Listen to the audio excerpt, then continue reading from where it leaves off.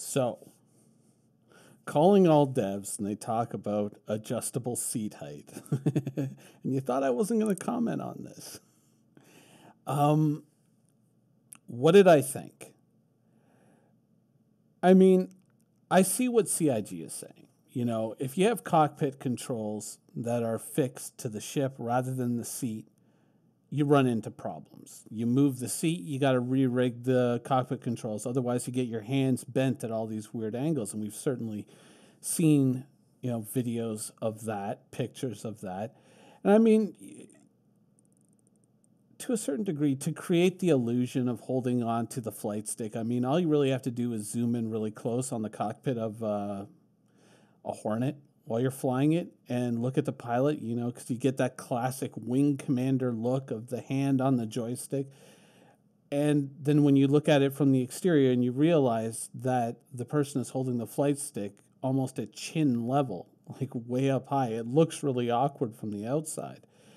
And I think that it's one of these things where, they really haven't figured how they're going to make it all work together. And so they're kind of tripping up, and they're in certain areas, they are kind of making mistakes. And I think they're kind of sitting there going like, we should have just made it standardized that the cockpit, the flight controls are just attached to the seat.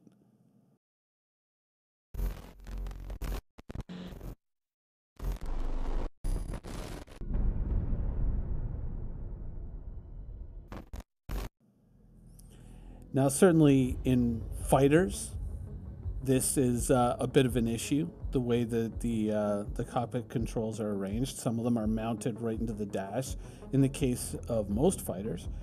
But, a ship that kind of sits a little bit outside of the fighter range or on, one of the extreme ends, I mean, certainly at one point the Cutlass was considered a fighter.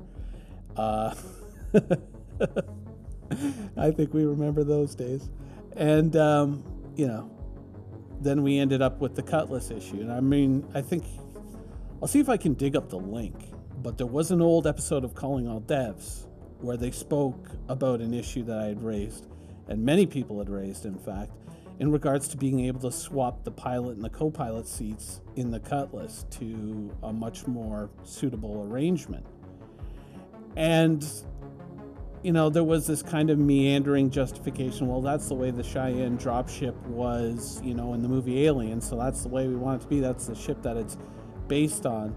But we would also have to re-rig everything and add a throttle to the upper seat, so we're just not going to do that because it would have to go back to final art.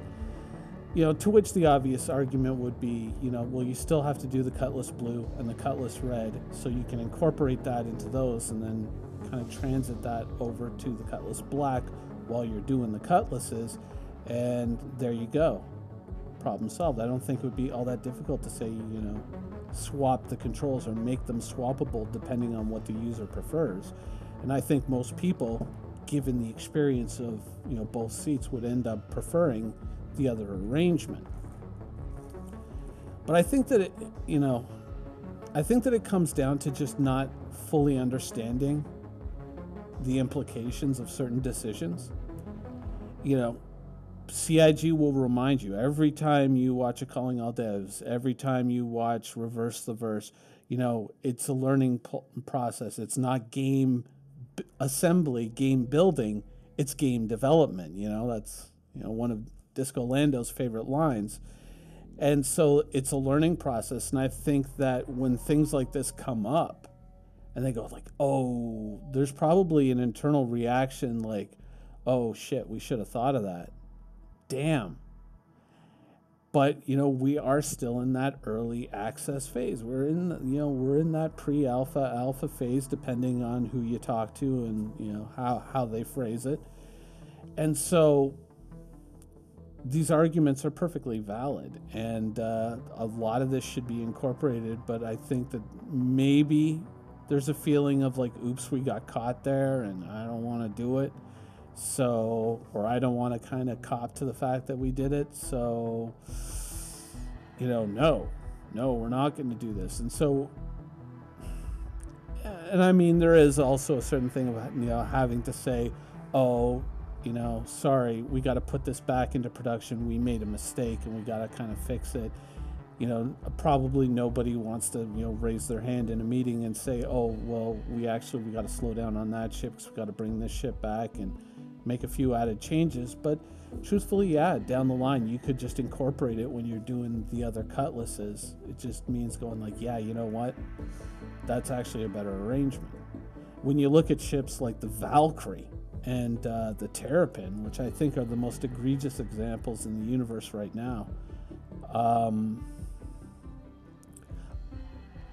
you could raise the seat and that would improve the visibility, but they're so tied in to, having these displays and being able to interact with these displays that I'm not sure that they really can kind of get past that. I think when you look at that, or certainly the Reclaimer, when you first get in the captain's seat of the Reclaimer, you're like, oh my God, look at this view. And then that big bench comes down in front of you and you're like, damn it. Why? And it kind of spoils things. I think that it requires like a personal leap of creativity, or just an eye-opening moment of like, yeah, no, you know what? That's bad. That really is really quite terrible. I think maybe there's a little bit of wanting to distinguish yourself from the competition. I mean, certainly, ships in Elite Dangerous have a much more minimalist approach to cockpits, and maybe some people don't like it from a subjective point of view, and they think that erodes the sense of immersion, but I don't think that that's quite the case. I think, it's sort of like, once again, this was something that I spoke about with Monolith, which was the idea that an interface color directly lets you know that, oh, this is an Aegis ship, this is a Drake ship, this is an alien ship, which kind of is used as a justification to supersede the idea that you should be able to change your interface colors depending on your situation. You're going into a very brightly lit area where there's a lot of sunlight reflecting off the clouds or gases or dust or whatever, and it's obscuring your HUD and it becomes illegible. I think that the ability to just flick a switch and turn it to red depending on the environment and making it legible again, or at least being able to change it in such a way that there's a drop shadow or something that outlines it's legible again and clear. I think the idea, like the artistic idea, is superseding the pragmatic reason for having something like that. And so I think that, I don't know if it's entirely a Chris Roberts thing, or if it's just a broader problem within CIG, but I think that it's something that they kind of have to have a wake up and realize moment, And I think that it's something that, at least internally, they're probably starting to come around to. I mean, certainly with the changes to the Hurricane, the changes to the F8 Lightning in terms of the cockpit view, we are seeing something of a tacit acknowledgement of these issues. I don't think that it is something that is universally accepted internally, but I think it's one of these things that I think that it's a battle that has been fought, and it's something that is just going to be seeping in over time, something that they're going to acknowledge over time as the game matures. And yeah, it is going to lead to a certain amount of backtracking. It's going to lead to a certain amount of work that was done having to be redone, or things being readjusted. But I think that one thing that you have to acknowledge is that CIG isn't entirely incorrect when they rework some of these cockpits. Now, if you think about, let's say, the classic Gladius and the classic Gladius cockpit, there was a lot of merit to that. in its original inception, because it did look like that bargain basement fighter. It looked like that, used, aged platform that it was supposed to be.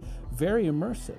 But those tiny little MFDs that it had, if you wanted to request a landing or interact with any of your ship systems under the current universe that we're building now, those MFDs were useless. They give you basic, ship status and basic enemy ship status, but apart from that, they were kind of pointless.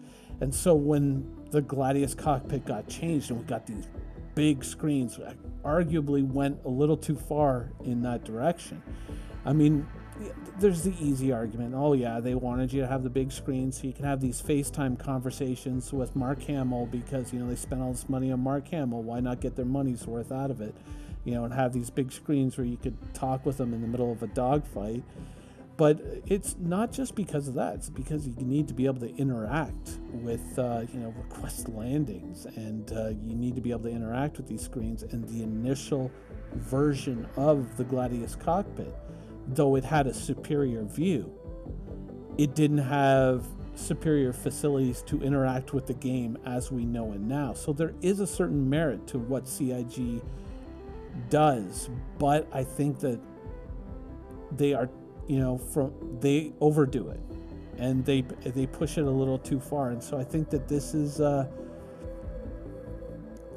because they don't have a strict set of rules as to how this is supposed to look, and they don't really know everything about how the game is going to work, you get these kind of discrepancies, and you get these kind of wide variations. The only two real extreme cases right now are the Terrapin and the Valkyrie. Those are the only two really bad ones right now. Most of the other cockpits, I guess the Retaliator with that big radar screen, but most of the other cockpits are almost livable. The Reclaimer is into the bad area, but then there are others that are absolutely excellent. Even the Hammerhead, with its restricted view, I mean, you can certainly see how just a minor seat adjustment and the controls are attached to the seat. So that wouldn't really require rejigging things too much. At least I wouldn't assume that it would. Just lowering that seat down a little bit would kill that dead space up top, bring the monitors up to the edge of the viewable area, and it would allow you a much wider view, even a little bit more upwards view out of that ship, which would probably benefit everyone who operates it, So I think that, it's just one of those things that you just got to keep chipping away at it. I think that there are people within CIG who totally recognize the issue and who see it for what it is. And I think that there are other people who just, they just need that kind of, that kind of wake-up call, if you want to put it that way, to kind of go, yeah, we are kind of into a weird area.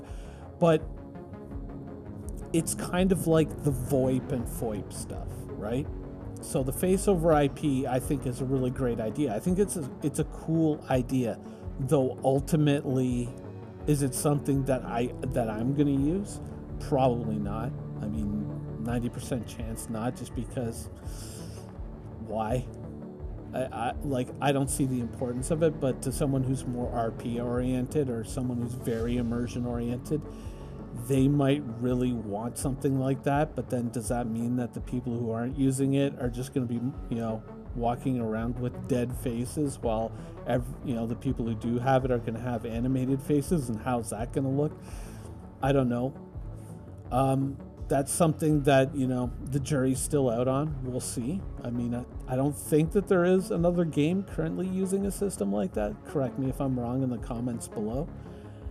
But with the VoIP stuff, I think that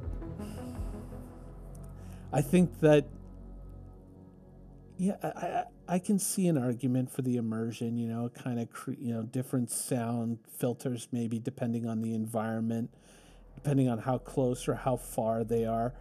But in the end, aren't we all just going to end up using Discord anyways, because it's a multi-game platform and we can swap seamlessly between all the other games that we play, and we can interact easily with all the different communities that we interact with, right?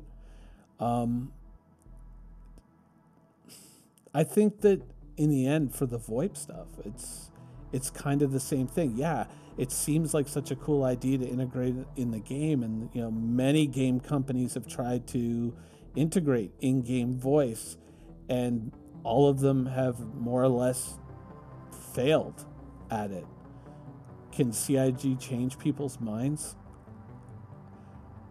I leave the door open to the possibility, but my gut says no. People are just going to use Discord, or and back in the day, TeamSpeak, Ventrilo, whatever it is whatever it is that people are going to use, and they're just not going to bother. They're just going to be like, oh yeah, that thing. I'm often amazed when I'm playing games and they're like, oh yeah, these guys got voice over IP too, and it's like, yeah, you ever use it? No. So yeah, I think that at some point they're gonna kind of go like, shit, yeah, no, we can't do this. But sometimes you just gotta let people get there on their own. Some people might imagine or fantasize, oh, I'm gonna go into CIG HQ and I'm gonna pound my hand on the desk and I'm gonna say, you guys gotta wake up, you guys gotta realize, is that really gonna solve the problem? No. It's just going to be one of those things of just keep drilling away at it, and eventually they're just going to be like, yes, okay, you're right. Yeah. You should be able to change the color of your UI, and yes, pilots should be able to see where they're going. It's going to take a little while to get there for some people. Anyways, that's the show for today. Hope you guys enjoyed it, and thanks for watching.